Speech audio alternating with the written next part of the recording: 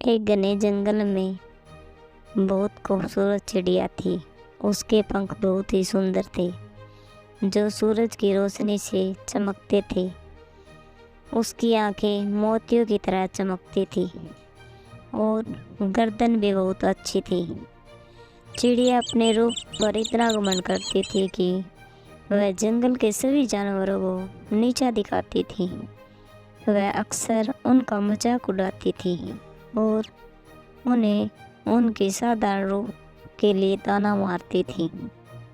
एक दिन चिड़िया जंगल में टहल रही थी तो उसने एक कोयल को देखा। कोयल अपनी मधुर आवाज़ में गा रही थी। चिड़िया को कोयल की आवाज़ बहुत अच्छी लगी, लेकिन वह उससे भी ज़्यादा जलन महसूस करने लगी। चिड़िया ने कोयल से कहा, अरे तुम्हारी आवाज़ तो बहुत अच्छी है, लेकिन तुम इतनी बदसूरत क्यों हो? तुम्हारे काले पंख और छोटी सी चोंच तुम्हें बहुत ही भद्दा बनाती हैं। कोयल ने चिड़िया की बातों पर ध्यान नहीं दिया और वह अपनी मधुर आवाज़ में गाती रही। चिड़िया को यह बात और भी ज़्यादा बुरी लगी। वह कोयल के पास जाकर उसे भला बुरा कहने लगी। कोयल ने चिड़िया की बातों पर ध्यान नहीं दिया। कोयल ने चिड़िया से कहा, मुझे डराने की कोशिश मत करो। मैं तुम्हारे घमंड से वाकिफ़ हूँ। तुम अपने रूप पर इतना घमंड करती हो कि तुम्हें किसी की परवाह नहीं है। लेकिन तुम्हें यह नहीं भूलना चाहिए कि रंग रूप क्षण श्रृंगार होता है। असली सुंदरता तो दिल की होती है। चिड़िया को कोयल की बात सुनकर गुस्सा आ गया।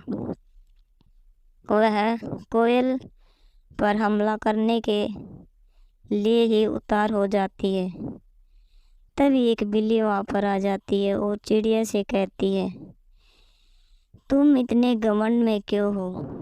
तुम्हारे पास रूप तो है, लेकिन तुम्हारे पास अच्छा स्वभाव नहीं है। अच्छा स्वभाव ही असली सुंदरता होती है। और अगर तुम किसी के साथ भी बुरा व्यवहार किया तो तुम उससे नहीं बच पाओगी।